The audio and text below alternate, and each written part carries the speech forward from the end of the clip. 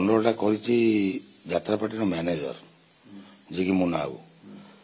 ତାଙ୍କ ଝିଅ ଭିତରେ ଗଣ୍ଡଗୋଳ ହୁଏ। ପୁରୁଷ ମାନେ ତାতে ଇଣ୍ଟରଫିୟର କରିବାକୁ ଦରକାର ନାହିଁ। ଯେତେବେଳେ ଝିଅମାନେ ପାଟିତୁଣ୍ଡ ହେଉଛନ୍ତି, ମୁଁ ବି ସେଇଠି ଉପସ୍ଥିତ ଥିଲି। ମୁନାର ବାହାରିବାଟା ଠିକ୍ ନୁହେଁ।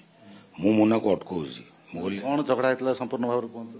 ସିଏ କ'ଣ କହିଲା ଯେ ନମିତା କ'ଣ କହିଲା ଯେ ମୋ ଗୋଡ଼ ଧରି ତୁ ଚାକିରି କରୁଛୁ ଏ ବର୍ଷ ବି ଟିକିନାକୁ ଟିକିନା ସେଇ କଥା ପଚାର କ'ଣ ଗୋଡ଼ ଧରି ଚାକିରି କରୁଛୁ ମୋତେ କହ। କାହା ଗୋଡ଼ ଧରି? ମୁଁ ତ ମାଲିକ ଗୋଡ଼ ଧରି ଚାକିରି କରିଥିବି ଯଦି କରିଥିବି। ତୋ ଗୋଡ଼ କ'ଣ ଧରି? ହଁ ଏମିତି କରି ଗୋଡ଼ ତାକୁ ଯୁକ୍ତି ତର୍କ ଟିକେ ତାଙ୍କ ଭିତରେ ବଢ଼ିଗଲା ପରେ ଆଗେ ନମିତା ଘୁଷିକି ଟିକିନାକୁ ବାଡ଼େଇଲା। ଟିକିନା ତା ଚୁଟି ଧରି ଘୋଷା ଘୋଷି ନେଇ ମୁନା ତ ବାହାରିଲା ଟିକିନାକୁ ବାଡ଼େଇବା ପାଇଁ। ମୁଁ ଅଟକଉଛି ମୋ ତୁ ଯା ନା, ସେ ଝିଅ ପିଲା ଭିତରେ ହେଉଛନ୍ତି, ତାଙ୍କ ଭିତରେ ସେ ବୁଝାଉଛି ତୁ କାହିଁକି ବାହାରୁଛୁ? ତୁ ଦୁଇରେ ଗୋଟେ ପରିଚାଳକ, ତୁ ତାକୁ ସମାଧାନ କରିବୁ ନା ତୁ ଗଣ୍ଡଗୋଳଟା କରିବୁ? ମୁଁ ତାକୁ ଅଟକଉଛି ଯେ ମୁନା ତୁ ଯା ନା, ସେ ଯାହା ତାଙ୍କ ଭିତରେ ଝିଅ ପିଲା ଭିତରେ ହେଉଛନ୍ତି, ଆମେ କାହିଁକି ତା ଯିବା? ମୁଁ ତ ଅଟକଉଛି। ମୁଁ ତ କିଛି କହିଲିନି। ମୁଁ ତ ନମିତାକୁ ହାତ ଉଠଉନି ଯେ ସେ ଟିକିନା ବାଡ଼ଉଛି ବୋଲି। ମୁଁ ଅଟକଉଛି ମୁନା ତୁ ରହିଯା। ମୁନା ମୋତେ ଦୁଇଥର ଧକ୍କା ମାରିଲା। ଧକ୍କା ମାରିଥିଲେ ମୋ ଗୋଡ଼ଟା ଟିକେ ଖରାପ। ମୁଁ ଟିକେ ଝୁଙ୍କି ହେଇଗଲି। ସେ ଯାଇକି ଟିକିନା ଚୁଟିଟାକୁ ଧରିଲା। ଚୁଟିଟା ଧରିଲା ତାପରେ ଛଡ଼ାଛଡ଼ି କରିଦେଲେ। ସିଏ ହେଲା 6, 7, 8 6 ତାରିଖ ଦିନ ଝଗଡ଼ା ହେଇଛି। ନଭେମ୍ବର ମାସ ଏଇ 6 ତାରିଖ ଗଡ଼ ପଳାଶୁଣୀରେ। ତାପରେ ଯେଉଁ କମ୍ପ୍ରମାଇଜ ହେଲା ତାପରେ ଟିକିନା ବାବୁକୁ ଜଣେଇଲା, ବାବୁ ଏମିତି ଘଟଣା ନା। ହଁ ମୁନା ବାଡ଼େଇ ନଥିବ ନା, ବାଡ଼େଇ ନଥିବ ସମସ୍ତେ ଦେଖିଛନ୍ତି କିନ୍ତୁ କହିପାରୁନାହାନ୍ତି କେହି। ସମସ୍ତେ ଜାଣିଛନ୍ତି ବାଡ଼େଇଛି ବୋଲି। ଧକ୍କା ମାରିବା ଯାହା ବାଡ଼େଇବା ସେଇଆ। ସମସ୍ତେ ଦେଖିଛନ୍ତି, ଡ୍ୟାନ୍ସ ପିଲା, ମ୍ୟୁଜିକ୍ ସମସ୍ତେ ଦେଖିଛନ୍ତି, କିନ୍ତୁ ସେ ପରିସ୍ଥିତି ଆଉ ପରିବେଶ ସେ କହିବାକୁ ଭୟ କରୁଛନ୍ତି। କାହିଁକି ନା ଚାକିରି ପ୍ଲସ୍ ଦରମା ଆଉ ପ୍ଲସ୍ ବାବୁ କହିଲେ ଯେ ଯଦି ମୁନା ନମିତା ନ ରୁହନ୍ତି ମୁଁ ଯାତ୍ରା ପାର୍ଟି ବନ୍ଦ କରିଦେବି। ତେଣୁକରି ମୁନା ନମିତା ତାଙ୍କର ମୁଖ୍ୟ ଯେତେବେଳେ ଆମେ ବାଧ୍ୟ ଯେତେବେଳେ 9, 10, 11 6, 7, 8 6 ଗଲା ଗଣ୍ଡଗୋଳଟା 7, 8, 9, 10, 11, 12, 13, 14 15 14 ତାରିଖ ପର୍ଯ୍ୟନ୍ତ 12 ତାରିଖ ପର୍ଯ୍ୟନ୍ତ ଟିକିନା ୱେଟ୍ କଲା। ଯେହେତୁ ତା ଗୋଡ଼ ଯେତେବେଳେ ପେଲାପେଲି କରିଥିଲା ତାର ଲିଗାମେଣ୍ଟ ପ୍ରୋବ୍ଲେମ୍ ଥିଲା, ସେ ଚହଲିଗଲା। ତୋ ପାଖରେ ସେ ପେଲି ଦେଲା ମୋ ଲିଗାମେଣ୍ଟ। ମୁଁ ତାକୁ ପେନ୍ କିଲର ଦେଲି। ମୁଁ ପେନ୍ କିଲର ଦେଲି, ବାବୁ ଆସନ୍ତୁ ବୁଝିବେ, ତ ପେନ୍ କିଲର ଖାଇ ରହିଥା। ସେ ରହିଲା। ତାପରେ ବି ସେ କ୍ୟାମ୍ପ କଲା। ବାବୁ କୌଣସି ପ୍ରକାରେ ମାନେ ବୁଝିବାକୁ ଆସିଲେନି। ଆଟଲିଷ୍ଟ ମୋ ଦୃଷ୍ଟିରୁ ବାବୁ ଟିକେ ଆସି ଖାଲି ଏଇଟା କ'ଣ ଏମିତି ଝଗଡ଼ାଝଗଡ଼ି କରୁଛ, ପାର୍ଟିଟା ଚାଲିବ କେମିତି ସେ ଚିନ୍ତା କରୁନ, ତମ ଭିତରେ ଝଗଡ଼ା ଏତିକି ତ କହିଦେଲେ। ତାଙ୍କ ଭିତରେ ମଣିଷର ଗୋଟା ଇଏ ଅଛି, ସେ ଭିତରେ ମିଳାମିଶା କେତେ ବଡ଼ କେସ୍ ମିଳିଯାଉନାହାନ୍ତି।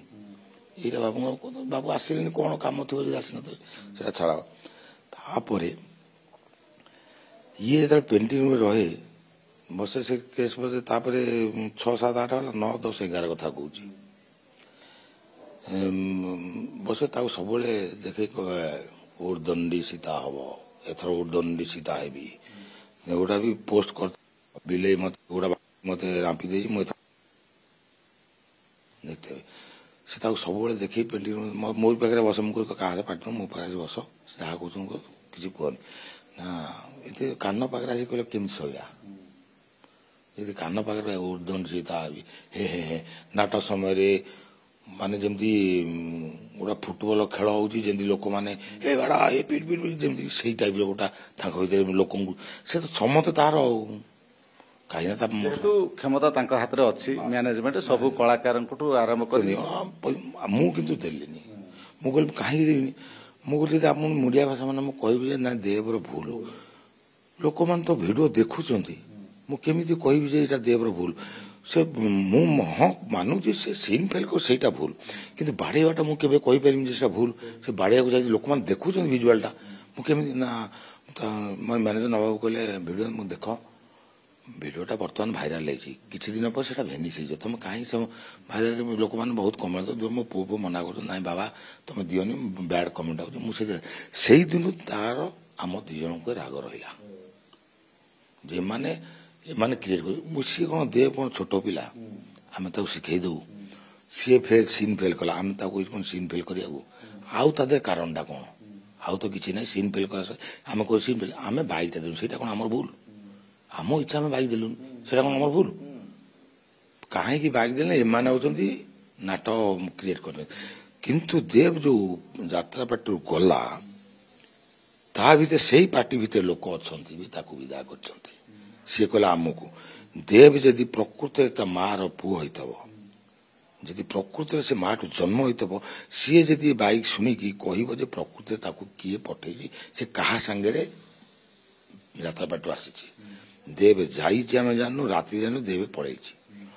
ଦେବ ଯଦି ଶୁଣୁଥିବ ବାଇକ୍ଟା ନିଶ୍ଚୟ ଶୁଣିବ ଯେ ପ୍ରକୃତରେ ଆମେ ବିଦା କରିଛୁ ତାକୁ। ସେ ପାର୍ଟି ବର୍ତ୍ତମାନ ଉପସ୍ଥିତ ଥିବେ, ତାଥିରୁ ଆଉ ତ କେହି ଯାଇନାହାନ୍ତି, ସେ ତ ଜେଲରେ ଥିବେ ନା, ସିଏ ମାନେ ବିଦା କିଏ ବିଦା ସିଏ ଠିକ କହିବ। ତା ସେ ଆମେ କ'ଣ ବାଇକ୍ ଦେବାଟା ଭୁଲ ହେଇଗଲା? ବାଇକ୍ ଦେଇଥିଲେ ସୁନା ପିଲା ହେଇଥାନ୍ତୁ ତମର, ବାଇକ୍ ନଦେଲେ ଶତ୍ରୁ ହେଇଗଲୁ। ସେଇ ଦିନଠୁ ଆମ ପଛରେ ସିଏ ସ୍ୱାମୀ ସ୍ତ୍ରୀ ନାଗିଛନ୍ତି ବାଡ଼ାରୁ। ମୁଁ ଜୀବନ ଆପଣ ଯାତ୍ରା ଇଣ୍ଡଷ୍ଟ୍ରିରେ ପଚାରି ମୁଁ କ'ଣ କରେ, ମୋ ନେଚର କ'ଣ, ଯାତ୍ରା ଇଣ୍ଡଷ୍ଟ୍ରି ଜାଣିଛନ୍ତି। ମୁଁ କାହା ସାଙ୍ଗେ ଝାମେଲା କରେନି, କାହା ସାଙ୍ଗେ ପାଟିତୁଣ୍ଡ କରେନି, କାହା ସାଙ୍ଗେ କଥାବାର୍ତ୍ତା କରେନି। ମୁଁ ନୀରବରେ ବସେ, ନାଟ ସରିବ ମୁଁ ଆସିବି, ଗୋଟା ଚେୟାରରେ ବସେ, ମୋ ନାଟ କରେ ବସେ। ସମସ୍ତେ ଜାଣିଛନ୍ତି, ଏଇ ସ୍ୱପ୍ନ ବୋଲେ ପଚାରିବେ, ସେ କହିବେ। ସିଏ ମୁଁ ତାଙ୍କୁ ଅଟକଉଛି ଯେ ସେ ଝିଅ ଭିତରେ ତୁ କାହିଁ ବାହାରୁଛୁ? ଏଫଆଇଆର ଦେଲେନି କାହିଁକି? ତା ପରଦିନ ତ ଆପଣ ଏଫଆଇଆର ଦେଇଦେବା କଥା। ଚାଲୁ ଆଉ କେତେ ଜଣ କହିଛନ୍ତି ଏଫଆଇଆରଟା ଦେଇଦିଅ। ଆମେ ଏଫଆଇଆରଟା ଏଇ ଦେଇପାରିବୁ, ବାବୁ ଗୋଟେ ପ୍ରେଷ୍ଟିଜ୍ ଅଛି, ପାର୍ଟିର ପ୍ରେଷ୍ଟିଜ୍ ଅଛି। ଦୁଇରେ ପାର୍ଟି ଥରେ ଗୋଟାଏ ବ୍ଲେମ୍ ହେଇଯାଇଥିଲା ଦେବ କେସରେ। ସେ କହିଲା କ'ଣ କରିବା, ମୁଁ ଦେଖେ ଯାହାହେଲେ ବାବୁ ଗୋଟେ ପ୍ରେଷ୍ଟିଜ୍ ଅଛି, ଯାହାହେଲେ ଗୋଟାଏ କେସରେ ବାବୁ ଟିକେ ମର୍ମାହତ ହେଇଛନ୍ତି, ଏଇଟା ଦେନି ତୁ କେସଟା ରଖିଲେ ବାବୁ ବୁଝିବେ, ବ୍ୟସ୍ତ ହନା। ବାବୁ ବୁଝିଲେନି, ବାଧ୍ୟ ହେଇକି ଆମେ ପଳେଇ ଆସନ୍ତି। ଆମକୁ ସେ କୌଣସି ପ୍ରକାର ରଖେଇଦେଲେନି। ସେମାନେ ଖାଏନି ଚୁଡ଼ା କଦଳୀ। ମୁଁ ଫୋନ୍ କଲା ପରେ କହିଲେ ନାଇଁ ତମେ ତ ଖାଅନି। ମୁଁ ହଁ ମୁଁ ଜାଣିଛି ତମେ ଖାଅନି, ତମକୁ କାହିଁକି ତମ ମେସ୍ରୁ ଆସେନି ଶୁକ୍ରବାର, ସେଇଟା ବି ତମେ ଜାଣିଛ, ଟିକିନା ଥିଲା ବୋଲି ଆସେନି। କାହିଁକିନା ସେ ମୋତେ ଖାଇବାଟା କରିକି ଦେଇଦିଏ। ମୁଁ ଯେତେ ସିଏ ନାହିଁ, ମୁଁ ଏକୁଟିଆଟା ଆସି ଯାତ୍ରା କରୁଛି, ତମେ ଜାଣିବ ତମ ମ୍ୟାନେଜର ହିସାବରେ ତ ପଚାରିବା କଥା, କିନ୍ତୁ ଏକା ଖାଇଲାନି ନାହିଁ ଶୁକ୍ରବାର, ତମେ ତ ମ୍ୟାନେଜର ପଚାରିଲ। ମୁଁ ଓଲଟି ଫୋନ୍ କଲି, କ'ଣ ନା ଶୁକ୍ରବାର କିଛି ଖାଆନ୍ତିନି? ନାଇଁ, ମୁଁ ଶୁକ୍ରବାର ମେସ୍ରୁ କିଛି ଖାଏନି, ଆମେ ଟିକିନା ଥିଲାବେଳେ ରୋଷେଇ ବାପେଷ କରି ଖାଇଦେଉ।